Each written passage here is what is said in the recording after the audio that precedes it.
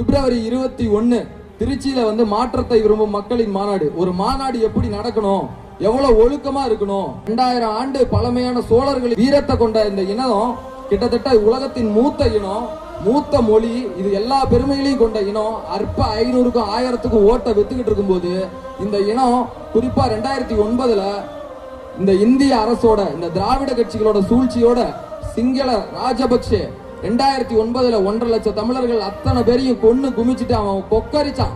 என்னன்னா, புலிக்கொடிய அழிச்சிட்டேன், புலிக்கொடிய கீழே இறக்கிட்டேன், தமிழினத்தை அழிச்சு முடிச்சுட்டேன்னு அவன் கொக்கரிச்சப்ப அதே 2009ல இயக்க ஆரம்பிச்சு 2010 மே 18ல எங்க அண்ணன் சொன்னாரு மதுரை மாநாட்டுல, நீ எந்த புலிக்கொடிய கீழே இறக்குனன்னு சொன்னியோ அந்த புலிக்கொடிய நான் ஏத்திட்டேன் தமிழ்நாட்டுல அப்படின்னு சொல்லி கட்சி ஆரம்பிச்சாரு.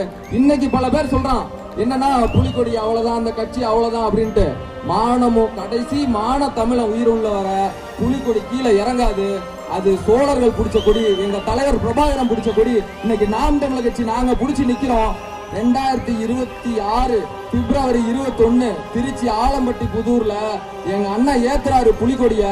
இன்னும் எத்தனை ஆயிரம் வருஷம் ஆனாலும் சரி, பணத்தை தூக்கி போட்டுட்டு மானமும் வீரமும் அறிவும் முக்கியம் நினைக்கிற ஒரு மான தமிழ் அந்த மண்ணுல இருக்கிற வரைக்கும் அந்த புலிக்கொடி தான் பறக்கும்.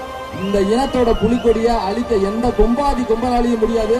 அன்னைக்கு கூடுகிற கூட்டம் இந்திய அரசாங்கத்துக்கு இல்ல, இந்த திராவிட கட்சிகளுக்கு இல்ல, உலக நாடுகளுக்கும் இந்த சிங்கள அரசாங்கத்தில இருந்து அத்தனை பேருக்கும் நாங்க அறிவிக்கிறோம், ஒரு காலமும் புலிக்கொடி வீழாது.